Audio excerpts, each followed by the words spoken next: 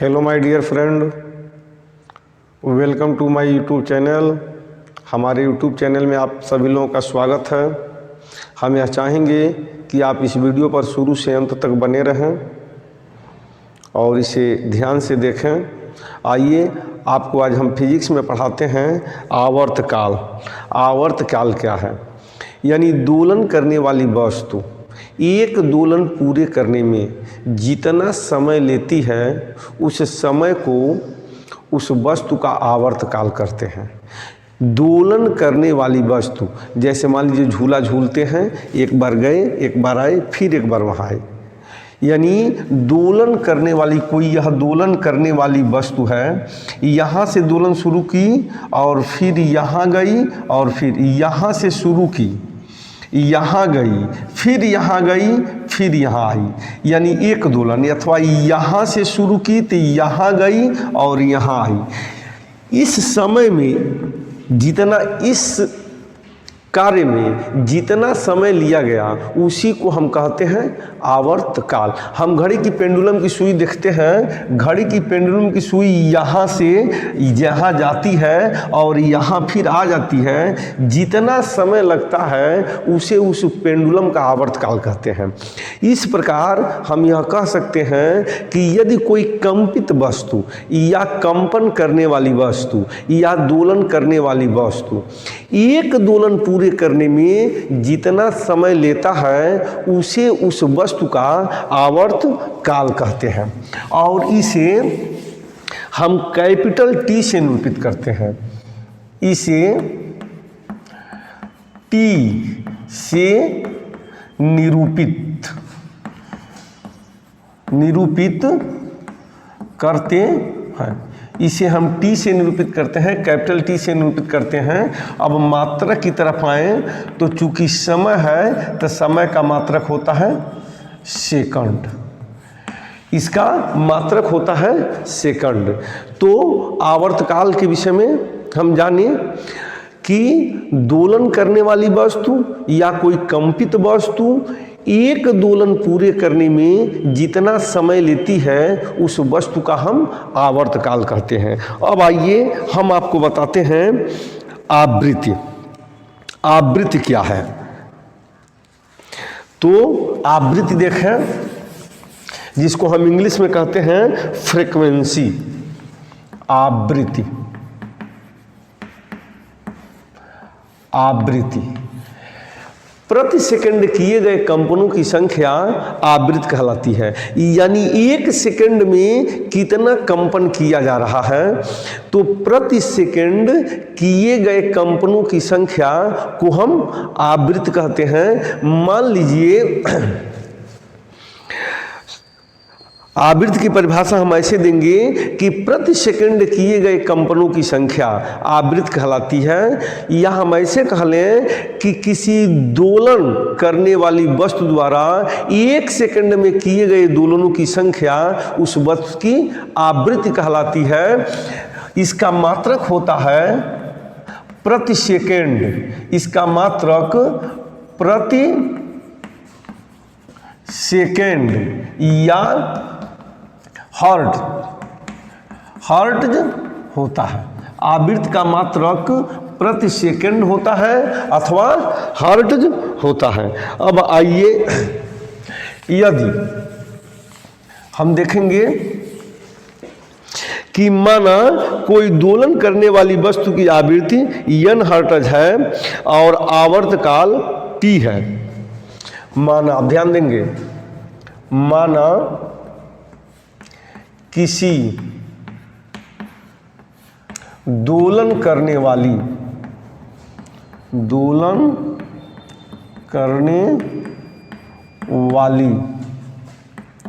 वस्तु की आवृत्ति, वस्तु की आवृत्ति n हर्ट्ज है तथा उसका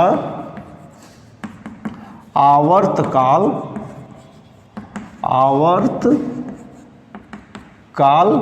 t है। यदि किसी दोलन करने वाली वस्तु की आवृत्ति n हर्ट्ज है और आवर्तकाल t है, क्योंकि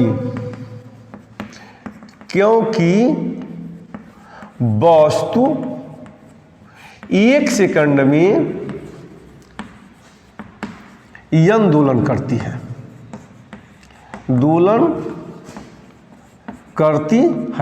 क्योंकि वस्तु 1 सेकंड में वह n दोलन करती है। तो अब यहां देखिए n दोलन करने में लिया गया समय बराबर 1 सेकंड। n दोलन करने में लिया गया समय बराबर 1 सेकंड। इसलिए एक दोलन करने में लिया गया समय बराबर 1/n सेकंड। एक दोलन करने में लिया गया समय बराबर 1 सेकंड। और एक दोलन वस्तु का आवर्तकाल होता है, क्योंकि एक दोलन परंतु एक दोलन पूरे करने में लिया गया समय वस्तु का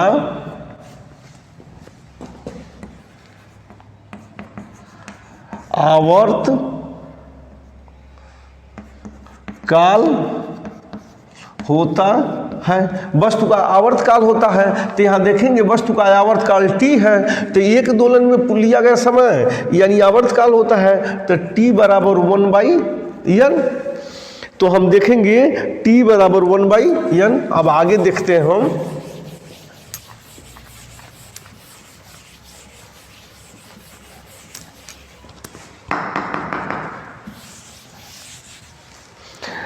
हम देखते हैं तो t बराबर 1/n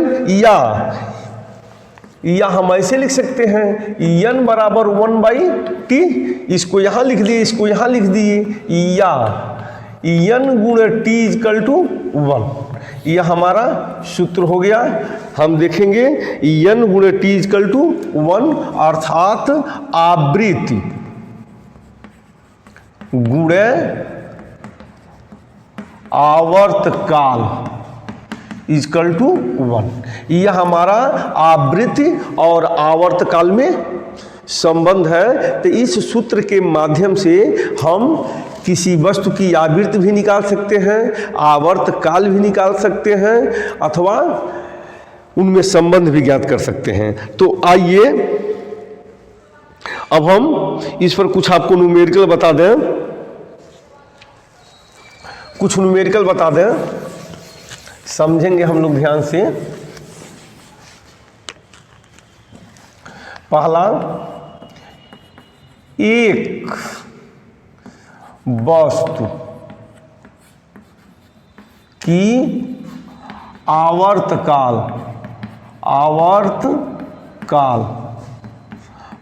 5 सेकेंड है। एक वस्तु की आवर्तकाल 5 सेकंड है, तो वस्तु की आवृत्ति क्या होगी। अब देखेंगे यहां पर तो t बराबर हो गया 5 सेकंड, n का मान ज्ञात करना है, तो n गुणे t इक्वल टू 1, तो n और t हो गया 5 इक्वल टू 1, तो n बराबर 1/5 नीचे आ जाएगा, भाग देंगे, n बराबर 0.2। अब आवृत्ति का मात्रक होता है हर्ट्ज। हो गया, ये हमारा आंसर हो गया कि यदि वस्तु का आवर्तकाल 5 सेकंड है तो उसकी आवृत्ति क्या होगी, तो यानी 0.2 सेकंड होगी। अब आइए एक सवाल और देखते हैं हम।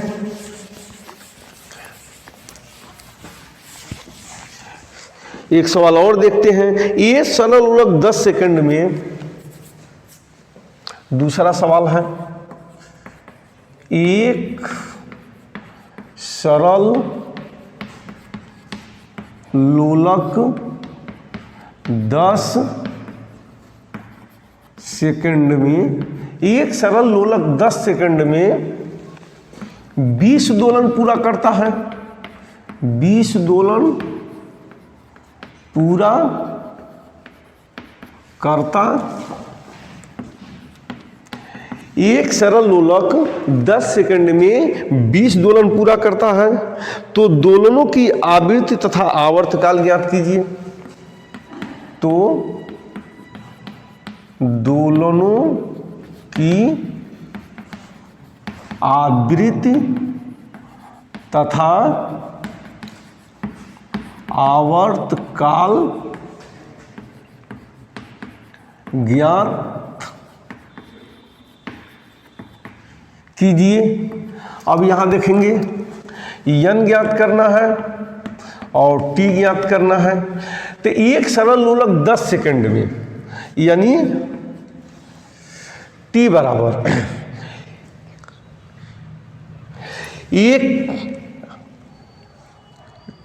टी बराबर आपका हो गया 10 सेकंड। तो हम जानते हैं प्रति सेकंड किए गए दोलनों की संख्या आवृत्ति कहलाती है। तो यन बराबर हो जाएगा आपका 20 बटे 10, इससे कट जाएगा तो यन बराबर हो जाएगा 2 हर्ट्ज। एक आंसर हो गया। प्रति सेकंड किए गए दोलनों की संख्या, तो 20 दोलन करता है 10 सेकंड में, तो प्रति सेकंड दिए किए गए दोलनों की संख्या आवृत्ति कहलाती है। तो इसका हो गया 2 हर्ट्ज, इसकी आवृत्ति हो गया। अब आवर्तकाल T = 2 क्या होता है 1/n, अभी सूत्र में हम बताए हैं पीछे। तो T = 1/n हो गया आपका 2, तो T = 0.5 सेकंड, यानी उसका आवर्तकाल हो गया 0.5 सेकंड। तो इस प्रकार हम ऐसे निकाल लेंगे। आइए एक सवाल और देखते हैं।